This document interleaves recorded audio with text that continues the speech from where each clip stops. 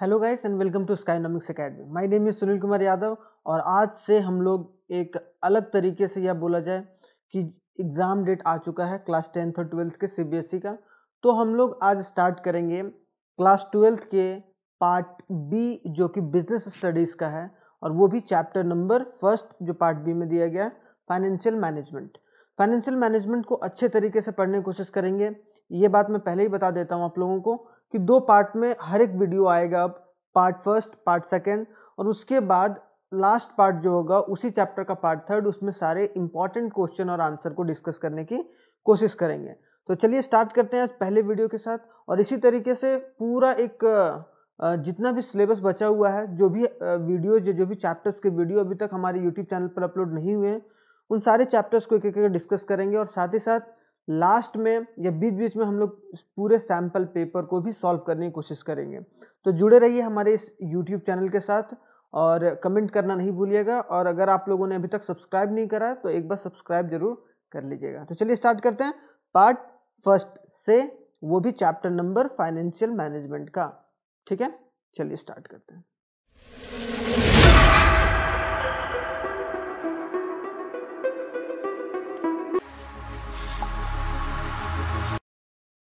तो चलिए स्टार्ट करते हैं, और एक बहुत ही अच्छे तरीके से स्टार्ट करेंगे। हम लोग स्ट्रैटेजी को लेकर चलेंगे और क्लास 12th के कॉमर्स से आज हम लोग स्टार्ट करेंगे। उसमें से भी 2 चैप्टर इम्पॉर्टेंट अगर बोला जाए तो जो भी चैप्टर्स इम्पॉर्टेंट है उन सारे चैप्टर्स को डिस्कस करेंगे और पूरे सिलेबस को कवर करने की कोशिश किया जाएगा। कुछ जो भी टॉपिक मैंने पहले ही कवर कर रखा है वो टॉपिक कवर मैं नहीं करूँगा। और बिजनेस स्टडीज़ और इकोनॉमिक्स के दोनों सब्जेक्ट जो भी सीबीएसई बोर्ड में पूछे जा रहे हैं, और जो भी सिलेबस है, सिलेबस के रिस्पेक्टिव में जो भी इंपॉर्टेंट टॉपिक्स हैं उन टॉपिक्स को कवर करेंगे। और कैसे करेंगे वो भी मैं बता देता हूँ कि हर चैप्टर्स का 2 पार्ट होगा, फर्स्ट पार्ट और सेकंड पार्ट, और उसके बाद एक लास्ट पार्ट आएगा जो थर्ड पार्ट रहेगा उसी चैप्टर का, उसी रिस्पेक्टिव चैप्टर का। उसमें से क्या होगा, उसमें क्वेश्चन आंसर हम लोग डिस्कस करेंगे किस तरीके से आगे ले जाना है, 1 मार्कर का, 2 मार्कर का, या 3 मार्कर, या 4 मार्कर, या फिर 5 मार्कर का किस तरीके से पूछा जाएगा।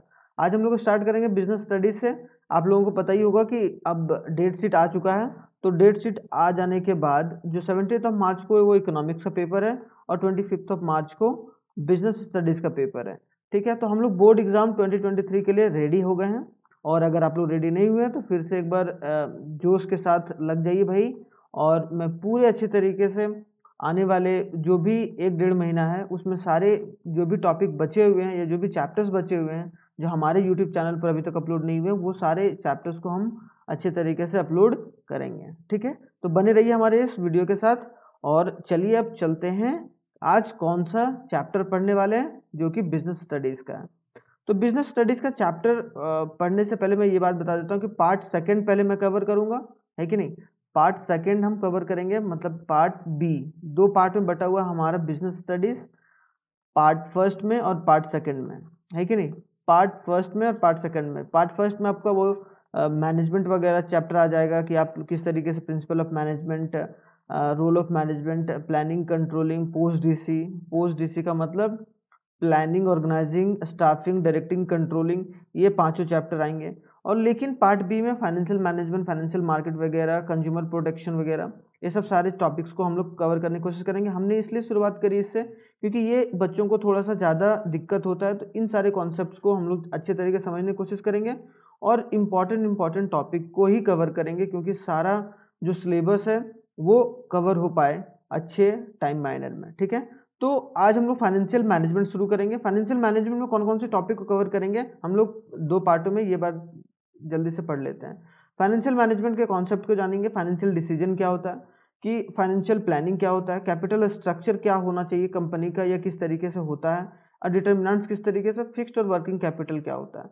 तो इन सारे को देखो, एक आप लोगों को मैं एक बात बता रहा हूँ कि फाइनेंशियल मैनेजमेंट, फाइनेंशियल मतलब क्या, कोई भी अगर पर्टिकुलर कोई भी बिजनेसमैन है या कोई भी इंसान अगर बिजनेस कर रहा है तो उसके लिए सबसे मोस्ट इम्पॉर्टेंट बात क्या हो जाता है कि अपने बिजनेस को चलाने के लिए फाइनेंस, मतलब आपको जो रुपया चाहिए होता है वो रुपया आप लाओगे कहाँ से और उसको किस तरीके से मैनेज करोगे। जो बिजनेस अच्छे तरीके से अपने पैसों को मैनेज करके चलता है वो बिजनेस बहुत आगे और बहुत अच्छे तरीके से चलता है।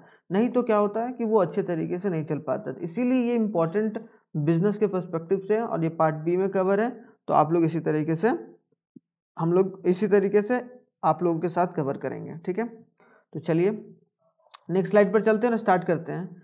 टॉपिक पहला टॉपिक क्या है? फाइनेंशियल मैनेजमेंट का concept. What is the concept of financial management? सबसे पहला क्या था? Major role of any business concern to make a profit, है कि नहीं। सबसे पहले कोई भी बिजनेस क्या चाहता है कि भाई मेरा प्रॉफिट कैसे हो, और its owner by selling a goods और अ सर्विस। और ओनर क्या चाहता है कि प्रॉफिट हो किसके थ्रू? ताकि selling of goods and service के थ्रू, कि भाई हम अपनी कंपनी के जितने भी सारे गुड्स हैं उन गुड्स को बेचें या सर्विस को बेचें और उससे क्या करें? प्रॉफिट जनरेट करें, है कि नहीं, प्रॉफिट जनरेट करें। तो बिजनेस को मैनेज कैसे किया जाए? तो मेजर गोल यही होता है कि अपने बिजनेस को प्रॉफिट कैसे बनाए? By selling the goods and service. देखो कोई भी बिजनेस होता है, in every business three main question what arises due to arise regarding the finance, कि फाइनेंस से रिगार्डिंग तीन क्वेश्चन कोई भी बिजनेसमैन को अपने से पूछना चाहिए कि how much finance will be required for the different business activity, कि आप जो बिजनेस कर रहे हो उसके लिए कितने फाइनेंस की जरूरत है, या how much of it will be obtain from the different source, और कितना आप डिफरेंट सोर्स से लोगे, मतलब आप कितना उधार लोगे, कितना डेट ले रहे हो, कितना अपना इनकम जो अपना कमाया हुआ पैसा वो लगा रहे हो, है कि नहीं, दूसरा क्वेश्चन। तीसरा क्वेश्चन बिजनेस को क्या पूछना चाहिए? How will the profit earn from a different business activity, कि हम किस तरीके से जो भी एक्टिविटी बिजनेस का कर रहे हैं वो उस एक्टिविटी के थ्रू हम अपने बिजनेस को प्रॉफिटेबल कैसे बना सकते हैं, क्योंकि आप बिजनेस को प्रॉफिटेबल नहीं बनाओगे तो आपकी बिजनेस लॉन्ग टर्म या लॉन्ग एग्जिस्टिंग बिजनेस नहीं होगी और उससे कोई फायदा नहीं होगा फिर आपके बिजनेस को। आई होप सो ये, लेकिन इसका आंसर क्या है? Answer of all this question is inherent, कि इसका पूरा आंसर किसमें छिपा हुआ है? कि आप अपने फाइनेंस को कैसे मैनेज करते हैं। क्योंकि एक बार अगर आप पूरा खेल प्रॉफिट का होता है, तो अगर एक बार आप मैनेज करना सीख जाओ तो फिर आप फाइनेंशियल मैनेजमेंट आपकी कंपनी अच्छे से अगर कर ली तो कहीं ना कहीं आप प्रॉफिटेबल आराम से बन जाओगे, ठीक है। इन अदर वर्ड बोला गया, it can be said that under financial management first of all need for a financial management, finance is estimated, कि फाइनेंस को एस्टिमेट किया जाता है, and then the different sources of training finance and the quantum, कि कहाँ कहाँ से पैसा ले सकते हो, बैंक से कितना ले रहे हो, एनबीएफसी से कहाँ कितना लोगे, मतलब कहाँ कहाँ से पैसा उठाना है आपको मार्केट से, या अपना पैसा कितना लगाना, वो सब सारा आप लोगों को आसान हो जाता है और उसी तरीके से फिर अपनी कंपनी को आगे लेके चल सकते हो। Financial management, what is financial management? ये डेफिनेशन इंपॉर्टेंट है, क्योंकि डेफिनेशन आ सकता है इन द सेंस एक नंबर में कि बताइए भाई कि फाइनेंशियल मैनेजमेंट होता है क्या है। तो financial management is that area of the business management devoted to a judicious use of the capital and a careful selection of the source of capital, है कि नहीं।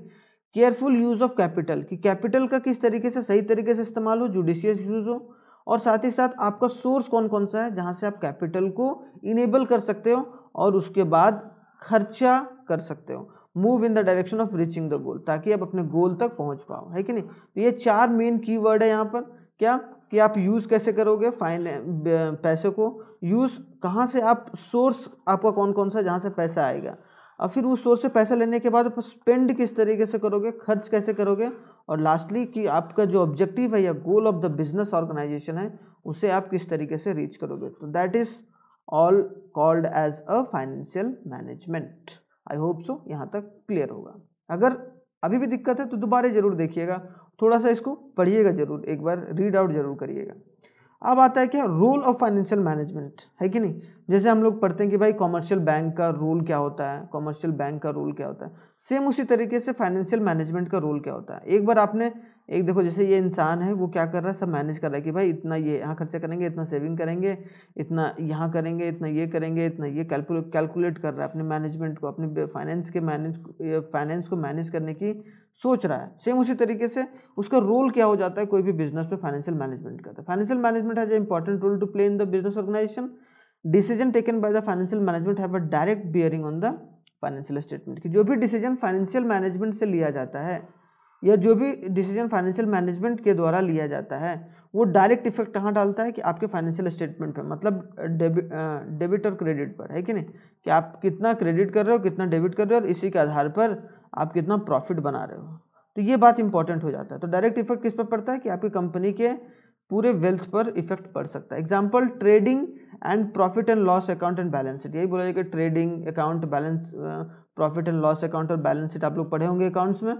तो वहाँ पर डायरेक्टली इफेक्ट पड़ता है अगर आप फाइनेंशियल मैनेजमेंट या फाइनेंस को मैनेज अच्छे तरीके से नहीं करोगे। तो रूल इसका बहुत इंपॉर्टेंट होता है। पहला रूल क्या है, डिटर्मिनेशन ऑफ फिक्स्ड एसेट। कि जो फाइनेंशियल मैनेजमेंट है वो क्या करता है, पहले डिटरमाइन करता है कि भाई आपका जो फिक्स्ड एसेट होगा वो कितना होना चाहिए। फिक्स्ड एसेट मतलब वैसा एसेट जो आप एक बार इन्वेस्टमेंट कर रहे हो, जैसे आप मशीन खरीद रहे हो, है कि नहीं, तो मशीन क्या हो गया, एक तरीके से फिक्स्ड एसेट हो गया।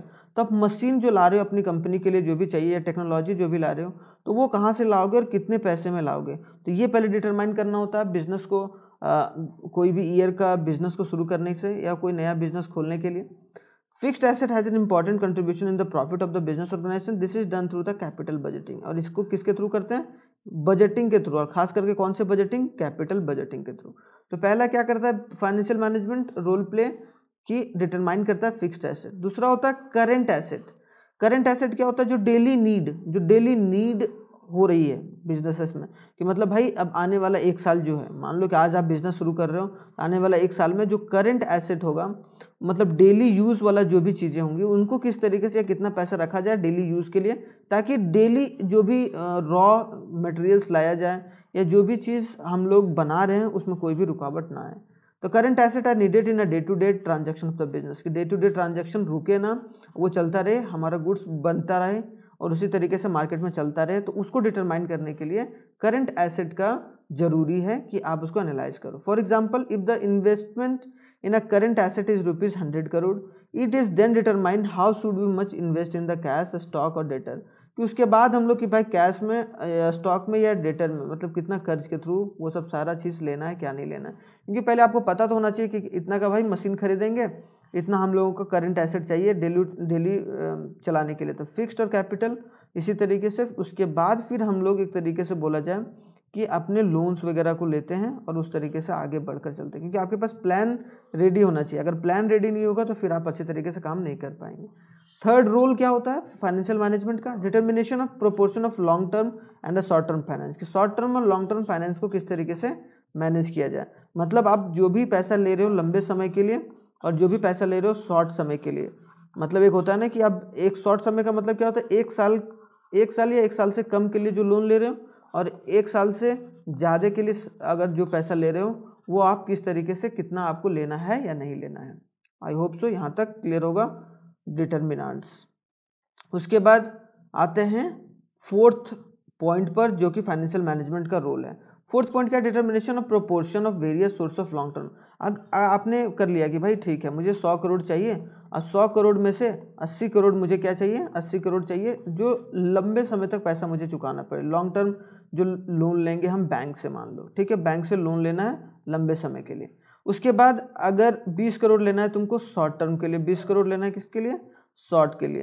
तो प्रोपोर्शन आप लोग डिसाइड करते हो। तो प्रोपोर्शन डिसाइड करने का मतलब क्या हो गया, क्या कि आप लोगों ने कितना प्रोपोर्शन डिसाइड करा, 80:20, मतलब 0 0 कट गया, 2 4 जा, मतलब 4:1 का रेशियो। तो इसका मतलब क्या, आपको कौन डिसाइड करता है प्रोपोर्शन, फाइनेंशियल मैनेजमेंट डिसाइड करता है, जो आपकी कंपनी की फाइनेंशियल मैनेजमेंट है। तो आई होप सो ये भी क्लियर होगा। इसके बाद चलते हैं फिफ्थ जो रोल होता है, determination of various items of profit and loss account, कि भाई हम लोग को प्रॉफिट कहाँ हो सकता है, लॉस कहाँ से हो सकता है, कहाँ से इफेक्ट डाल सकता है कंपनी में, तो वो सब सारी चीज़ों को डिस्कस करता है कौन, फाइनेंशियल मैनेजमेंट। फाइनेंस को लेकर हमेशा फाइनेंशियल मैनेजमेंट किसको लेकर करेगा, फाइनेंस को लेकर लेगा, है कि नहीं। तो यही एक इंसान है, वो सारा कि कितना पेएबल है, कितना हाउस होल्ड के खर्चा में जाएगा, कितना हम अपना डिस्ट्रीब्यूशन करेंगे, कितना प्रॉफिट मेकिंग करेंगे, तो वो सारी चीज़ों को डिस्कस किया जाएगा।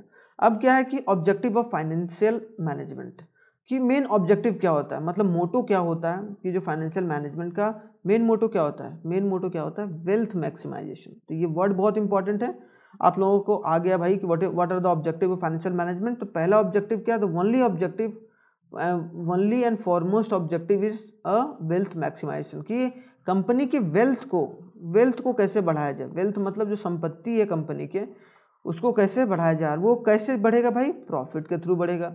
लेकिन जो प्रॉफिट होगा वो किसके थ्रू होगा, तो बोला जा रहा है यहाँ पर कि wealth maximization means to increase the capital invested in the business by share holders which is done in the following ways, कि जो भी शेयर होल्डर्स है उनके द्वारा कैसे भी कैपिटल इंक्रीज किया जाए। आपकी कंपनी में कितने शेयर होल्डर, कितने किस तरीके से कौन काम कर रहे हैं, नहीं काम कर रहे हैं, तो उनके थ्रू या जो भी आपके बिजनेस में 4 पार्टनर्स हैं, या फिर आप शेयर स्टॉक मार्केट में लॉन्ग टर्म फाइनेंसिंग के लिए यूज़ कर रहे हो, तो उन सारी चीज़ों को किस तरीके से हम लोग मैनेज करके चलेंगे। तो वेल्थ मैक्सिमाइजेशन जो होता है वो 3 तरीके से किया जा सकता है, पहला, दूसरा और तीसरा। पहला क्या, ऑप्टिमम इन्वेस्टमेंट डिसीजन, कि आप इन्वेस्ट किस तरीके से कर रहे हो। ऑप्टिमम फाइनेंस डिसीजन, क्या फाइनेंस किस तरीके से ले रहे हो, आपकी रेशियो क्या है फाइनेंसिंग करने की, ठीक है। और ऑप्टिमम डिविडेंड वैल्यू, कि आप जो डिविडेंड है उसको किस तरीके से बांट रहे हो, प्रेफरेंस शेयर्स को कितना बांट रहे हो, इक्विटी शेयर्स को कितना बांट रहे हो, है कि नहीं। तो वो सब, कि आप अपडेटर को इंटरेस्ट कितना दे रहे हो, तो वो सब सारी चीज़ों को अगर एनालाइज किया जाए, तो ये 3 चीज़ों को अगर कोई फाइनेंशियल मैनेजमेंट, किसी भी कंपनी का फाइनेंशियल जो मैनेजमेंट टीम है, वो अगर इन 3 चीज़ों को लेकर चलेगा, तो वो अपने वेल्थ मैक्सिमाइजेशन को बहुत अच्छे तरीके से लेकर आगे बढ़ सकता है। तो आई होप सो ये 3 कारण से, अब अगर पूछा जाएगा कि through how many ways the wealth can be maximise in by a financial management, तो 3, optimum investment decision, optimum financial decision और optimum dividend decision. I hope so ये भी पॉइंट क्लियर होगा। चलते हैं नेक्स्ट स्लाइड पर, जो कि हमारा है वेल्थ। अभी हम लोगों ने बात करा ना कि wealth of the share holder कैसे होगा। अगर अब बोला जाए कि वेल्थ कैसे बढ़ाया जाए, है कि नहीं, अगर वेल्थ बढ़ाने की बात आई, क्योंकि तीनों डिसीजन से, ऑप्टिमम फाइनेंसिंग से डिसीजन से, या फाइनेंशियल डिसीजन से, या इन्वेस्टमेंट डिसीजन से, या डिविडेंड डिसीजन से, तो जो तीनों है, फाइनेंशियल डिसीजन, इन्वेस्टमेंट डिसीजन और डिविडेंड डिसीजन, वो चीज़ कहाँ पर तय होता है कि आपका शेयर होल्डर का वेल्थ कैसे आप इंक्रीज कर रहे हो। तो wealth of the share holder can be computed by the following formula. Wealth कैसे कैलकुलेट किया जाएगा, share holder of the current wealth of the company. अगर बोला जाए कोई भी कंपनी का अगर करंट वेल्थ अगर देखा जाए, तो वेल्थ कैसे निकलेगा कि नंबर ऑफ शेयर्स, मान लो कि आप अपनी कंपनी का 50,000 शेयर आपने क्या करा, मार्केट में बांट रखा, और एक शेयर का दाम मार्केट के हिसाब से, मार्केट प्राइस के हिसाब से अगर 50 रुपया, इसका मतलब कितना हो गया, 2 5 जीरो हो जाएगा इधर, है कि नहीं, और 5 5 25। इसका मतलब क्या कि 1 10 100,000 10,000 लाख 10 लाख, मतलब 25 लाख आपकी क्या है कि इन द सेंस बोला जाए कि wealth of the share holders है, कि इतना आप शेयर होल्डर को कमा के दे रहे हो। तो आप लोग जितना शेयर होल्डर को इंक्रीज करके दोगे, उतना आपकी कंपनी इंक्रीज करेगी। तो एक बार हम लोग जान लेते हैं कि भाई कैसे एक शेयर होल्डर या शेयर कैसे काम करता है, ठीक है। अब शेयर काम करता है तो अब पर्सन, मान लेते एग्जाम्पल क्या, अब person buys 100 shares of XYZ। यहाँ मैं लिख दे रहा हूँ ताकि आप लोगों को समझने में आसानी हो, और कोई एग्जाम्पल लिखने आ जाए तो आप लोग उस तरीके से बता सकते हो कि XYZ है, उसने क्या करा, 100 शेयर्स कोई कंपनी का, 100 शेयर्स वो परचेज किया किसी कंपनी का, ठीक है, ऑफ XYZ कंपनी का। किसने करा, ए पर्सन ने करा, ठीक है। उसके बाद बोला एट द रेट ऑफ 100 पर शेयर, और एक शेयर का दाम कितना था, 100 रुपीज़ पर शेयर, ठीक है, पर शेयर 100 शेयर, 100 शेयर लाया ये 100 रुपया में, और इट्स वेल्थ मैक्सिमाइजेशन कितना होगा, 100 इंटू 100। इसका मतलब उसका वेल्थ कितना बढ़ा, 10,000 हो गया ना, 10,000 का वेल्थ है। आफ्टर सम टाइम, अगर मान लो कुछ समय के बाद, कुछ दिनों के बाद, अगर the market price of the share rises to 120 per share, अगर ये 100 रुपया में जो था, अब वो उसका शेयर का दाम बढ़ गया, बढ़ के हो गया कितना, 120 रुपया पर शेयर, मतलब वो कंपनी की वजह से, कंपनी की प्रोडक्ट की बिकने की वजह से। अब इसके पास 100 शेयर था तो 120 शेयर था, अब इसका टोटल कितना हो जाएगा, 100 इंटू 120 इज इक्वल टू 12,000 रुपया। इसका मतलब हमने क्या करा, शेयर होल्डर को प्रॉफिट दिया है, तो इसका मतलब हमारी कंपनी अच्छा काम कर रही है, वेल्थ को मैक्सिमाइज कर रही है। सेम उसी तरीके से in other word, if the wealth increases by 2000 on contrary, if the, अगर उसका प्राइस मान लो कि 80 रुपया हो गया, अब क्या हो गया, कम हो गया, आपने क्या करा, वेल्थ को मैक्सिमाइज नहीं कर पाए, आपने क्या करा, वैल्यू डाउन हो गई, तो क्या हो गया, वो 8,000 पर आ गया। इसका मतलब क्या हो गया कि यहाँ पर इन द सेंस कि आप वेल्थ को मैक्सिमाइज नहीं कर पा रहे हो, जो भी शेयर होल्डर का है, आप उसके वेल्थ को मैक्सिमाइज नहीं कर रहे, और अगर आप 12,000 कर पा रहे हो तो आप वेल्थ को मैक्सिमाइज कर पा रहे हो। तो सेम इसी तरीके से शेयर काम करता है कि आप जितना ज़्यादा वेल्थ को मैक्सिमाइज कर पाओगे कोई भी पर्सन या कोई भी शेयर होल्डर का, उतनी आपकी कंपनी प्रॉफिटेबल होगी। और वही मेन ऑब्जेक्टिव रहता है कोई भी कंपनी का, कि भाई अपने wealth of the share holder को कैसे बढ़ाया जाए। अगर एक बार आप wealth of the share holders को बढ़ा दोगे, मतलब मान लो चाहे वो आपने शेयर मार्केट के थ्रू, या फिर आप मान लो कि आप चार लोग हो जो कंपनी में काम करो, सबका 25-25% है, तो अगर सब पार्टनर्स को प्रॉफिट नहीं होगा तो क्यों ये बिजनेस में इन्वेस्ट करेंगे, है कि नहीं, फिर से। तो इन द सेंस कि ये इंपॉर्टेंट हो जाता है। तो कोई भी कंपनी में अगर बोला जाए कि वेल्थ मैक्सिमाइजेशन कैसे होगा, तो ये बात आप लोग एग्जांपल के थ्रू बता सकते हो। तो आई होप सो यहाँ क्लियर होगा। उसके बाद आते हैं क्या, फाइनेंशियल डिसीजन, कि फाइनेंशियल डिसीजन जो होता है वो किस तरीके से लिया जाता है। हम लोगों ने फाइनेंशियल मैनेजमेंट पढ़ा अभी, उसमें हम लोगों ने ऑप्टिमम यूज ऑफ सारा चीज़ पढ़ा कि फाइनेंसिंग, डिविडेंड और किस तरीके से इन्वेस्टमेंट करते हैं। अब क्या है कि फाइनेंशियल डिसीजन कि डिसीजन लेने की बारी, मैनेज करने की बारी थी, अब क्या डिसीजन लेने के या डिसीजन किस तरीके से लिया जाए। Modern thinker have made a mention a 3 important decision taken by the financial manager, कि जो भी फाइनेंशियल मैनेजमेंट का जो मैनेजर होगा, फाइनेंशियल मैनेजर, वो किस तरीके से डिसीजन ले सकता है अपनी फाइनेंशियल डिसीजन अपनी कंपनी का। कोई भी कंपनी का अगर डिसीजन होगा तो वो किस तरीके से ले सकता है। तो वो कितने तरीके से ले सकता है, 3 तरीके से। पहला तरीका क्या, इन्वेस्टमेंट डिसीजन कैसे ले, दूसरा क्या फाइनेंशियल डिसीजन कैसे ले, और तीसरा क्या है डिविडेंड, जो अब हम लोगों ने मैनेजमेंट में पढ़ी। ठीक है, तो पहला क्या है इन्वेस्टमेंट डिसीजन। तो देखो इन्वेस्टमेंट डिसीजन मतलब क्या कि आप अपनी कंपनी में इन्वेस्ट जो कर रहे हो, वो आप अपनी कंपनी के पैसे को कहाँ इन्वेस्ट कर रहे हो और किस तरीके से इन्वेस्ट कर रहे हो। इन्वेस्ट मतलब कहाँ खर्च कर रहे हो, इन द सेंस क्या एक्सपेंडिचर किस तरीके से कर रहे हो। क्योंकि आपकी कंपनी के पास मान लो बहुत पैसा है, लेकिन आप ढंग से खर्च नहीं करोगे तो क्या होगा, एक दिन लुटिया डूब जाएगी, है कि नहीं। तो थोड़ा सा मजेदार से पढ़ो, ताकि अगर आगे चलकर तुम लोग बिजनेस खोलोगे तो अभी से अगर थोड़ी बहुत आप लोगों को नॉलेज होगी तो आप लोग उस तरीके से इन्वेस्ट कर सकते हो। तो इन्वेस्टमेंट डिसीजन का मतलब क्या, it refers to deciding about how the funds are invested in a different asset, कि जो भी पैसा हमारे पास है उसको किस तरीके से इन्वेस्ट किया जाए डिफरेंट एसेट में। एक एसेट में नहीं, एक संपत्ति में नहीं, हम लोग रियल एस्टेट में करते हैं, अलग अलग चीज़ों में करते हैं ना, सेम उसी तरीके से are able to earn the highest possible return for the investor, कि ज़्यादा से ज़्यादा इन्वेस्टर कैसे या इन्वेस्टर को किस तरीके से फ़ायदा पहुंचा पाए। आपको अगर आप इन्वेस्टर को फ़ायदा नहीं पहुंचाओगे, शेयर होल्डर को फ़ायदा नहीं पहुंचाओगे, तो फिर आपका कोई भी मतलब रह नहीं जाएगा, आपकी कंपनी फिर डूबते चली जाएगी। तो on the basis of investment decision, जो इन्वेस्टमेंट डिसीजन के हिसाब से अगर बोला जाए, 2 पार्टों में बांटा गया, लॉन्ग टर्म और शॉर्ट टर्म एसेट। कि कोई भी कंपनी को इन्वेस्टमेंट का डिसीजन, जो भी इन्वेस्ट करेगा भाई कहाँ हमें खर्चा करना है, वो 2 तरीके सोच सकता है। लॉन्ग टर्म इन्वेस्टमेंट कहाँ करेगा, लंबे समय के लिए कहाँ कर सकता है, और शॉर्ट टर्म इन्वेस्टमेंट कैसे कर सकता है। मतलब आप थोड़े बहुत समय के लिए आप कर सकते हो, जहाँ पर मतलब रिस्क भी ज़्यादा हो और हायर प्रॉफिट हो, है कि नहीं, हाई रिस्क हाई प्रॉफिट वाले बात पर। तो उस तरीके से तो ये बोला जा रहा है कि अगर कोई कंपनी अगर लॉन्ग टर्म करना चाहती है इन्वेस्टमेंट, तो वो कैपिटल बजटिंग के थ्रू करेगी। It relate to the investment in a long term asset, जैसे बाइंग ऑफ न्यू मशीन्स। कि लॉन्ग टर्म क्या करेगा, कोई भी कंपनी प्रोडक्शन से रिलेटेड, कि भाई हम लोग नया नया टेक्नोलॉजी, अभी एक टेक्नोलॉजी आई बहुत अच्छी, तो उसको हम लोग ला लेते हैं ताकि हमारा प्रोडक्शन जो या प्रोडक्टिविटी है वो अपनी कंपनी का बढ़ा सकें। अब प्रोडक्टिविटी बढ़ाएंगे तो फिर हमारा क्या होगा, प्रॉफिट भी होगा, क्योंकि मार्केट में सामान जाएगा और तेजी से जाएगा।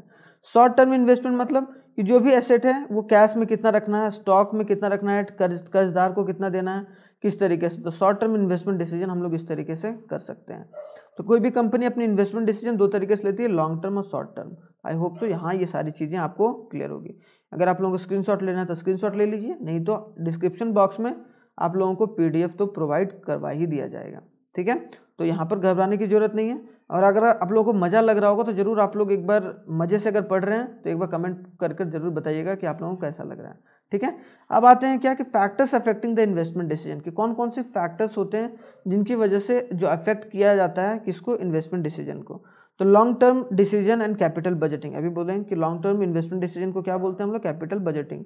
तो इसको 3 तरीके से अफेक्ट करता है। Cash flow of the project, कि आपकी प्रोजेक्ट जो आप जो लॉन्च कर रहे हो, आप जो चीज़ बना रहे हो, जो गुड्स या सर्विस प्रोवाइड कर रहे हो, उसका किस तरीके से कैश फ्लो है, मतलब कैश कहाँ फ्लो हो रहा है, ज़्यादा हो रहा है, कम हो रहा है। रेट ऑफ द रिटर्न, कि आपने वो इन्वेस्टमेंट करी उसके बाद उसका रेट ऑफ रिटर्न कितना है, कि उसका रिटर्न करके, एक होता है रेट ऑफ इन्वेस्टमेंट, एक होता है रेट ऑफ रिटर्न। तो ये रेट ऑफ रिटर्न है। ठीक है, तो रेट ऑफ रिटर्न कितना हो रहा है, ठीक है, रेट ऑफ रिटर्न कितना हो रहा है, कि आप रिटर्न कितना करना चाह रहे हैं। इन्वेस्टमेंट क्राइटेरिया, कि आप लॉन्ग टर्म और शॉर्ट टर्म कितना इन्वेस्टमेंट क्राइटेरिया कर रहे हो, किस रेशियो से कर रहे हो, वो इंपॉर्टेंट हो जाता है। तो इन 3 जो तरीके से आप क्या कर सकते हैं, ये तीन फैक्टर इफेक्ट होते हैं इन्वेस्टमेंट डिसीजन से।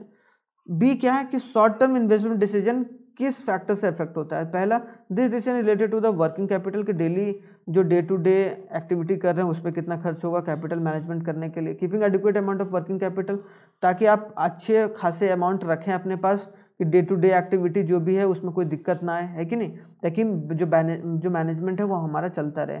तो all the time is called कि जो पैसा हमेशा बिजनेसमैन अपने पास रखता है डे टू डेली वर्क करने के लिए, तो उसको हम लोग क्या बोलते हैं, उसको हम लोग बोलते हैं वर्किंग कैपिटल, कि जो पैसा काम करने के लिए, डेली वर्किंग करने के लिए पैसा रखा जाता है उसको, तो ये इफेक्ट कर सकता है अगर आप शॉर्ट टर्म इन्वेस्टमेंट डिसीजन अच्छे तरीके से नहीं बनाओगे।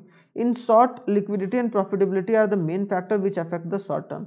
लिक्विडिटी कैसे मेंटेन किया जाए, अपने पैसे की कमी ना हो, जहां जरूरत हो फटाक से हमारे पास मौजूद हो, कमी ना हो, एकदम बिल्कुल अवेलेबल रहे। अब प्रॉफिटेबिलिटी कैसे मेंटेन किया जाए शॉर्टर समय के लिए, ताकि जो मार्केट में है वो हमारा एक इमेज या बोला जाए कि प्रॉफिट मेंटेन रहे, है कि नहीं। तो लॉन्ग टर्म लॉन्ग समय के लिए, शॉर्ट टर्म शॉर्ट समय के लिए, डे टू डे एक्टिविटी के लिए, ये सब सारे फैक्टर्स हैं जो अफेक्ट करते हैं किसको, investment decision. I hope so ये भी पॉइंट क्लियर होगा। अब आते हैं सेकंड, क्या, फाइनेंसिंग डिसीजन। हम लोगों ने क्या पढ़ा अभी अब क्या पढ़ेंगे, फाइनेंसिंग डिसीजन। कि फाइनेंसिंग डिसीजन आखिर होता क्या है। फाइनेंसिंग डिसीजन मतलब आप डिसीजन किस तरीके से ले रहे हो अपने फाइनेंस को बढ़ाने के लिए। आपकी फाइनेंस अगर बढ़ते चली जा रही है तो फिर आप बल्ले बल्ले, ठीक है। इसमें क्या है, पहला point, it refers to determination of how the total fund required by the business will be obtain from the various long term. कि जो भी बिजनेस के लिए रिक्वायर्ड है कि नहीं, जो भी बिजनेस के लिए रिक्वायर्ड कैपिटल है उसको आप लोग कहाँ से लाओगे, मतलब कहाँ से आप लोग कर्ज लोगे, लोन वगैरह लोगे, वो सब सारी चीजें, कि फाइनेंसिंग का डिसीजन कैसे लिया जाए। तो long term financial source चिपली included, कि आप इक्विटी शेयर कैपिटल में कितना इन्वेस्ट करने हैं, प्रेफरेंस शेयर्स में कितना करने वाले हो, capital preference share capital, retained earning, कि अपना खुद का पैसा कितना, डिवेंचर कहाँ से लेने वाले हो, लॉन्ग टर्म लोन जो बैंक से लोगे वो कितना लोगे। तो यहाँ पर क्या है, वहाँ पर भी हम लोगों ने देखा किस तरीके से आप फाइनेंशियल को एक तरीके से कंट्रोल करें। यहाँ पर क्या, किस तरीके से आप कहाँ से प्राप्त करें अपना पैसा, या बोला जाए कहाँ से आप लोग ले सकते हैं पैसा, वो सारी चीज़ों को एनालाइज करना और उसी के हिसाब से डू इट करना। तो ये फाइनेंशियल मैनेजमेंट काम रहता है, फाइनेंशियल डिसीजन को लेना। तो यहाँ पर एक इंपॉर्टेंट कॉल है, क्या है भाई, फॉर एग्जांपल कि debt capital, it includes both debenture and long term loan. कि डेट कैपिटल मतलब आप कर्जा कहाँ से लोगे, is the cheapest of all the source. इसमें चीपेस्ट बोला जाता है कि आप सिंपल सी बात है कर्जा ले लो, और कर्जा के बाद आप उसको, मतलब डेट के लेने के बाद अपनी कंपनी को फंड करो, फिर बाद में जाके आप इंटरेस्ट के साथ उससे वापस कर दो। However the regular payment of the interest and the refund of the capital is a constant burden of the company. एक बात बोली जाती है कि चीपेस्ट सोर्स, कोई कंपनी को पूछा जाएगा भाई आप चीपेस्ट सोर्स कहाँ से आप पैसा को अपनी कंपनी को फाइनेंस करना चाहते हो, बोलेगा कर्जा लेना चाहते हैं। क्यों, क्योंकि कर्जा क्या होता है कि आप कर्जा लेके फिर आप प्रॉफिट बना सकते हो, फिर प्रॉफिट में से ही आप अपने कर्जे को चुका सकते हो। ये अलग बात रहता है कि कांस्टेंट बर्डन रहता है। तो यहाँ पर अब दो बात आया, एक फाइनेंसिंग डिसीजन समझ में आ गया। अब दो बात आया, डिफरेंस बिटवीन फाइनेंशियल डिसीजन जो हम लोगों ने अभी पढ़ा था कि शॉर्ट टर्म और लॉन्ग टर्म फाइनेंशियल डिसीजन, और फाइनेंसिंग डिसीजन, कि फाइनेंशियल डिसीजन और फाइनेंसिंग डिसीजन में क्या अंतर है कि नहीं। क्योंकि एक समान लग रहा है कि भाई दोनों जो वर्ड है वो एक तरीके से देखने में लग रहा है। तो इसका मतलब क्या है, all decision connected with the finance are called a financial decision. कि जो भी सारी डिसीजन जो भी रिलेटेड रहता है पैसे से, उसको हम लोग क्या बोलेंगे, फाइनेंशियल डिसीजन। मतलब रुपया से जो भी रिलेटेड होगा उसको हम लोग क्या बोलेंगे, फाइनेंशियल डिसीजन। और therefore all the three major decision, investment decision, financing decision and dividend decision are financial decision. मतलब क्या कि फाइनेंशियल डिसीजन कौन कौन सा है, तीनों है, जिसको हम लोग बोला जाए इन्वेस्टमेंट डिसीजन, फाइनेंसिंग डिसीजन और डिविडेंड डिसीजन। जो भी हम लोगों ने optimum financing decision, optimum dividend decision, optimum investment decision पढ़े थे, वो तीनों क्या है कि फाइनेंशियल डिसीजन है। लेकिन on the other hand financing decision is a part of financial decision. क्या है, फाइनेंशियल डिसीजन का एक पार्ट है। कौन, फाइनेंसिंग डिसीजन, अभी बताया ना। ये देखो यहाँ पर फाइनेंसिंग डिसीजन क्या है, पार्ट है किसका, फाइनेंशियल डिसीजन का। तो एक बात बोला जाए, एक बार मैं इसे मिटा लेता हूँ, एक बार फिर से बता देता हूँ ताकि आप लोगों को कॉन्सेप्ट क्लियर हो। तो फाइनेंशियल डिसीजन क्या है, फाइनेंशियल डिसीजन तीन तरीके का होता है, इन्वेस्टिंग डिसीजन, फाइनेंसिंग डिसीजन और डिविडेंड डिसीजन।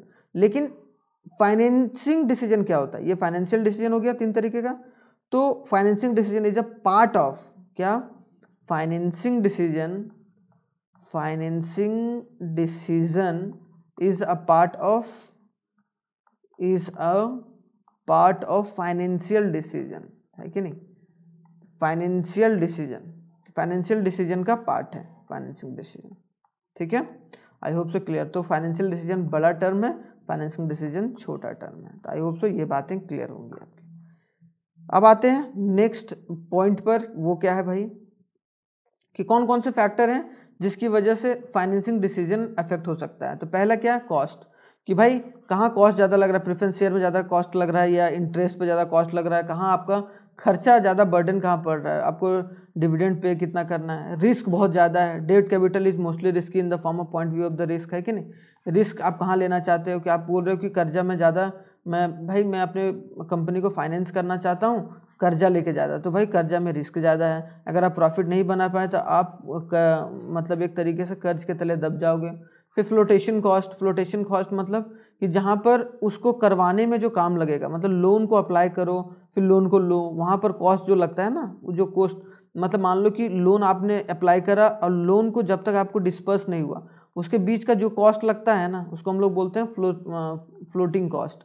जैसे मान लो कि आप शेयर मार्केट में पैसा उतार रहे, आप कंपनी हो, कंपनी में शेयर मार्केट में आप पैसा, आप अपना शेयर लगा रहे हो और उससे ताकि आप लोगों से पैसा ला सको अपने पास, तो उस पर जो खर्चा होता है ना वहाँ कंपनी को इशू करने में शेयर, तो उसको हम लोग बोलते हैं फ्लोटेशन कॉस्ट। तो फ्लोटेशन कॉस्ट कहाँ लग रहा है, खर्चा कहाँ लग रहा है, कैश फ्लो पोजीशन, कि अभी हमारा कंपनी का कैश फ्लो पोजीशन कैसा है, चीप फाइनेंस चाहिए, डेट चाहिए, किसको प्रायोरिटी देना चाहिए नहीं देना चाहिए, तो वो सब सारा फैक्टर इफेक्ट करता है। Level of fixed operating cost, की फिक्स्ड ऑपरेटिंग कॉस्ट क्या है हमारा, दो तरीके का होता है, फिक्स्ड ऑपरेटिंग कॉस्ट और फिक्स्ड फाइनेंसिंग कॉस्ट। मतलब क्या कि रेंट, बिल्डिंग का रेंट कितना, पेमेंट और सैलरी कितना जाना, इंश्योरेंस प्रीमियम कितना है हमारे कंपनी का, है कि नहीं।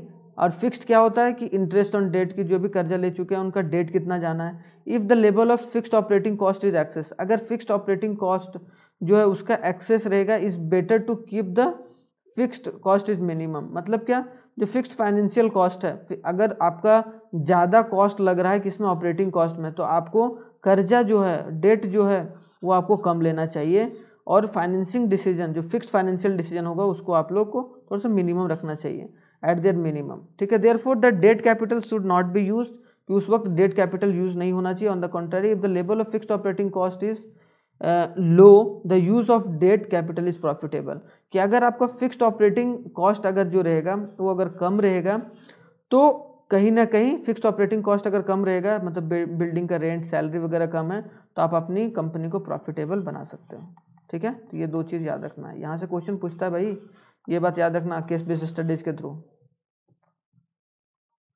चलिए नेक्स्ट टॉपिक पर चलते हैं। आप क्या है कि अब इक्विटी शेयर्स, और अभी हम लोगों ने पढ़ा कि डेट कैपिटल और इक्विटी शेयर्स, तो वो कौन सा रिस्की है, क्या है।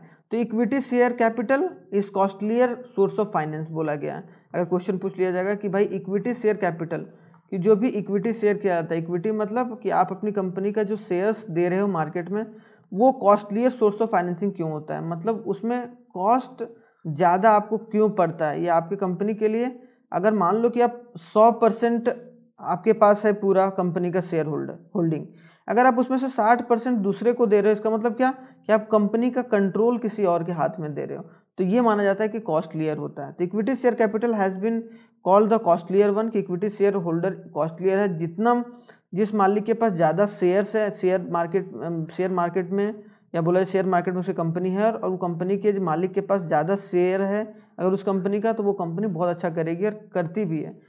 This is to create a doubt because the rate of interest on the debt and the dividend on the preference share is pre determined while the rate of dividend on the equity of the share holder is not pre dependent. क्यों, क्योंकि कि जो rate of the dividend होता है, जो भी profit पर लगता है कि नहीं, प्रॉफिट होने के बाद आप शेयर मार्केट में जो भी पैसा कमाया जाता है, वो प्रॉफिट आप शेयर होल्डर को भी दोगे, तो वो फिक्स नहीं रहता है, लेकिन जो कर्जा रहता है वो फिक्स रहता है कि आपको पता है कि भाई अगर मैंने कर्जा लिया, डेट लिया है, तो आपको 10% रेट ऑफ इंटरेस्ट मिलने वाला है कि नहीं। 10% रेट ऑफ इंटरेस्ट मिलने वाला नहीं, मतलब आप देने वाले हो कंपनी, जहाँ बैंक, जिस बैंक से पैसा लिए हो, लेकिन आप शेयर बेचे हो मार्केट में, आप इक्विटी शेयर बेचे हो, तो ये पता नहीं है ना कि आगे जाके 20% आप घाटे में जाओगे या 25% आप प्रॉफिट में जाओगे, उसमें हाई रिस्क हाई प्रॉफिट रहता है। तो सेम इसी तरीके से बोला जाता है आमतौर पर कि इक्विटी शेयर्स क्या रहता है, कॉस्टलियर रहता है डेट कैपिटल से, मतलब डेट कैपिटल थोड़ा सा इजी पड़ता है किसी भी कंपनी को, लेकिन जो शेयर कैपिटल होता है, या बोला जाए कि जो इक्विटी शेयर कैपिटल रहता है वो कॉस्टलियर होता है, और डेट कैपिटल कॉस्टलियर नहीं होता, क्योंकि इसमें फिक्स्ड पता रहता है आपको कितना परसेंट आपको भरना है, लेकिन इसमें पता नहीं होता है। अगर आप प्रेफरेंस शेयर्स किसी से ले लिए, कोई कंपनी से प्रेफरेंस, लेकिन प्रेफरेंस शेयर्स होता है क्या, आप लोगों को पता नहीं है क्या, चलो मैं बता देता हूँ कि what is preference shares. Preference shares क्या होता है, प्रेफरेंस शेयर्स आर दो शेयर्स कि अगर आप कंपनी हो, ठीक है, आप कोई कंपनी हो, कंपनी ए हो, अब कंपनी ए अगर किसी दूसरे कंपनी के थ्रू या बैंक के थ्रू गया क्या, ठीक, दूसरे कंपनी के पास या बैंक के पास या एनबीएफसी के पास, और वो बोला कि भाई मुझे आप पैसा दे दो, मुझे 100 करोड़ मुझे चाहिए, लेकिन उसके बदले क्या कि आप कुछ पार्ट ऑफ द इक्विटी रख लो, कुछ पार्ट ऑफ द इक्विटी रख लो, और आपको फिक्स रेट ऑफ इंटरेस्ट भी मैं दूंगा, मतलब रेट ऑफ इंटरेस्ट भी दूंगा। तो वो क्या हो गया कि वो प्रेफर कर रहा है कि आप मेरी कंपनी में इन्वेस्ट करो, आपको इतना परसेंटेज देंगे। तो ये अगर कंपनी या कोई भी कंपनी या बिजनेस या एनबीएफसी से अगर रेडी होगा तो वो कंपनी में इन्वेस्ट कर देगा, ठीक है। लेकिन यहाँ पर देखो कि अगर मार्केट में प्रेफरेंस शेयर्स के थ्रू किया गया है, तो प्रेफरेंस अगर कोई कंपनी आपके कंपनी में पैसा लगाया है तो वो फिक्स रेट ऑफ इंटरेस्ट भी ले रहा है, और एक तरह से कि आपको वो घटता बढ़ता रहेगा, फ्लक्चुएटिंग रहेगा। तो वो चीज़ आप लोगों को थोड़ा सा देख के, इसीलिए अब देखो डेट कैपिटल बोला है, वो भी रिस्की कैपिटल है, ये कॉस्टलियर है लेकिन ये रिस्की है। तो यह अगर बोला जाएगा कि कोई भी कंपनी को इक्विटी शेयर्स इशू करना चाहिए या कर्जा लेना चाहिए, तो ये दोनों उस पर डिपेंड करता है कि डेट इक्विटी रेशियो क्या रख रहा है, कि मतलब इक्विटी कितना इशू करना चाह रहा है और डेट कितना लेना चाह रहा है। तो ये दोनों को मैनेज करके डेट इक्विटी रेशियो, इसीलिए आप कोई भी कंपनी में अगर पैसा लगाओगे ना, अगर आपको पैसा लगाना है तो आप उसका डेट इक्विटी रेशियो जरूर देखना, तभी उस कंपनी को पता चलेगा कि किस तरीके से, अगर वो अच्छे तरीके से है, मतलब इन द सेंस कि ज़्यादा डिफरेंस नहीं है, तो वो कंपनी बहुत अच्छी है। अब डेट कैपिटल रिस्की क्यों है? क्योंकि भाई इसमें आपको फिक्स रेट ऑफ इंटरेस्ट मिलेगा, और यहाँ पर business is more risky because the lenders can file a request with a judiciary for the closure of the company. क्योंकि आप अगर किसी कंपनी से पैसा लिए हो, कर्जा लिए हो, चाहे वो प्रेफरेंस कैपिटल के थ्रू लिए हो, किसी से भी लिए हो, या फिर आप कर्जा लिए हो कोई भी बैंक से, अगर आप पैसा नहीं दोगे समय पर, तो वो कहाँ चला जाएगा, कोर्ट चला जाएगा। कोर्ट में जाने के बाद आप पर वो केस भी कर सकता है और बोल सकता है कि भाई इस कंपनी को क्लोज कीजिए, इसका जो भी पैसा होगा वो फिर मैं उससे निकालूंगा सेल करके। तो इन द सेंस कि कर्जा लेना रिस्की है, और जो शेयर मार्केट में उतरना थोड़ा सा कॉस्टलियर है। तो ये दोनों बात को समझना बहुत इंपॉर्टेंट है, ठीक है। ये बात आप लोगों को पता हो गया होगा। अब चलते हैं नेक्स्ट स्लाइड पर, जो कि हमारा है डिविडेंड डिसीजन। कि अब डिविडेंड डिसीजन होता क्या है? तो डिविडेंड डिसीजन जनरली कि आप किस तरीके से डिवाइड कर रहे हो अपनी अर्निंग को। It refers to the determination of how much part of the earning should be distributed among the share holder. कि आप अगर मान लो कि 100 करोड़ का फायदा हुआ है, जो भी पैसा आया, पहले आपने फाइनेंस करा, उसके बाद आपने करा कि भाई कहाँ कहाँ पैसा से हमको उठाना है, ठीक है, कितना पैसा चाहिए। फिर हम लोगों ने शुरुआत में पढ़ा 3 क्वेश्चन। तो पहला क्या है कि आप पैसा कहाँ कहाँ, आप इन द सेंस कि क्या क्या ज़रूरत है, आपको फिक्स्ड एसेट कैपिटल कितना चाहिए वो चाहिए। दूसरा में क्या किए कि आप कहाँ कहाँ पैसा उठा सकते हो, डेट कैपिटल से कर सकते हो, इक्विटी शेयर कैपिटल से कर सकते हो, लॉन्ग टर्म कर सकते हो, शॉर्ट टर्म।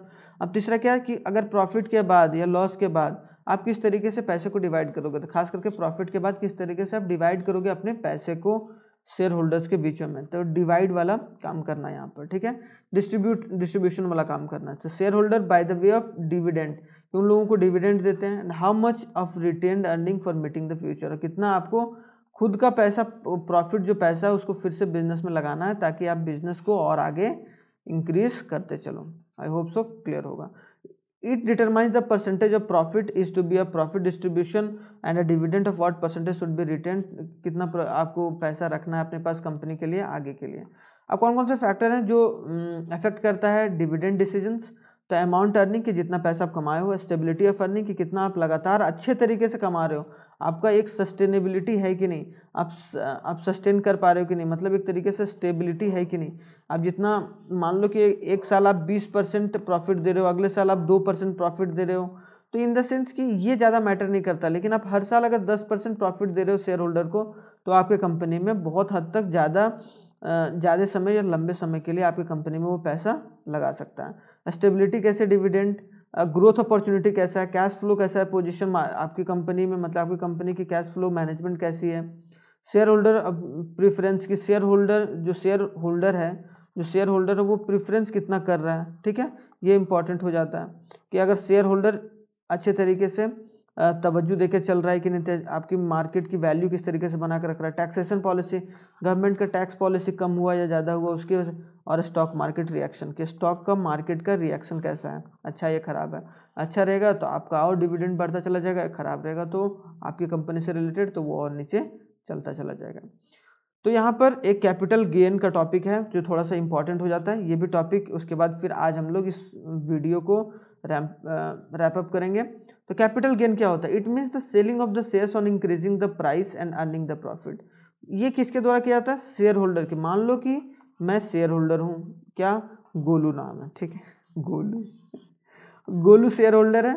ये क्या कर रहा है कि अपनी प्राइस, मतलब मान लो किसने 100 शेयर लिए थे किसी मतलब मान लो कि स्काईनॉमिक्स एकेडमी के, अरे हाया नहीं है तो मान लो ना, स्काईनॉमिक्स एकेडमी के 100 शेयर लिए हैं, ठीक है। अगर 100 शेयर का दाम अगर मान लो कि ये 100 रुपये पे खरीदा था, अब हो गया क्या? 105 हो गया। शेयर का दाम बढ़ गया ना, 100 रुपये से 105। एक शेयर ये इसने कितने में? 100 रुपये में खरीदे थे, अब 105 में, इसका मतलब 5 रुपये का प्रॉफिट हो गया। तो वही बोला जा रहा है बाय सेलिंग द शेयर्स। तो क्या करेगा? अब बेच सकता ही है, तो बेच के जो पैसा कमाया ना उसको हम लोग बोलेंगे, इनको क्या बोलेंगे हम लोग? कैपिटल गेन हुआ। तो capital gain can be calculated from formula capital gain the selling price of the shares and cost of acquisition of the share according to their expectation. ये कितना सेलिंग प्राइस हुआ था और जब उसने खरीदा था उसमें माइनस करेंगे। On contrary, if the majority of the share holders are a latter type of the company enjoy the freedom about declaring a dividend. कि अगर इन द सेंस बोला जाए कि बाद वाले काम, मतलब इन द सेंस कि प्रॉफिटेबिलिटी वाला काम अगर बिजनेस करता रहे, मतलब ये बेचे ना कि अपनी कंपनी बेचे ना, मतलब क्या? ये बेच के ना कंपनी में इन्वेस्ट किया हुआ रहे, तो वो कंपनी को ज़्यादा प्रॉफिटेबिलिटी पहुंचाती है कि नहीं? आप एक बार प्रॉफिट हुआ, आप बेच के निकल लिए, इसका मतलब क्या? वहाँ से उस कंपनी से पैसा आपने निकाल लिया, ठीक है। तो अब क्या है कि दूसरा इंसान क्या वेट करेगा कि जब तक वो उसका पैसा शेयर का मार्केट कम जाएगा तब खरीदेंगे। फिर जब, तो जो कंपनी में लंबे समय तक, लॉन्गर पीरियड ऑफ टाइम के लिए जो लगा के रखता है, वो सारी चीज़ों को इम्पॉर्टेंट। तो ये सब सारी बातें आपको पता होना चाहिए। कंपनी किस तरीके से प्रॉफिट को गेन करती है या शेयर होल्डर किस तरीके से गेन करती है कैपिटल। तो थैंक्स फॉर वॉचिंग। ये हमारा पार्ट फर्स्ट था। पार्ट सेकंड बहुत जल्द आएगा, कल आ जाएगा। पार्ट फर्स्ट हम लोग पार्ट सेकंड फिर पढ़ेंगे। उसके बाद जो क्वेश्चंस वगैरह होगा उसको, उन सारे कॉन्सेप्ट्स को हम लोग समझने की कोशिश करेंगे। इसी तरीके से बने रहिए। ये हमारा व्हाट्सएप नंबर है। अगर आप लोगों को पीडीएफ चाहिए होगा तो यहाँ पर डायरेक्टली कांटेक्ट कर सकते हैं, नहीं तो यूट्यूब के डिस्क्रिप्शन बॉक्स में तो अवेलेबल रहता ही है। और ये हमारा इंस्टाग्राम आईडी है, ये हमारा फेसबुक आईडी है, ये हमारा वेबसाइट है। यहाँ भी आप क्लिक करके हमारे चैनल के थ्रू आप लोग पहुँच सकते हैं। तो thanks for watching once again and जय हिंद।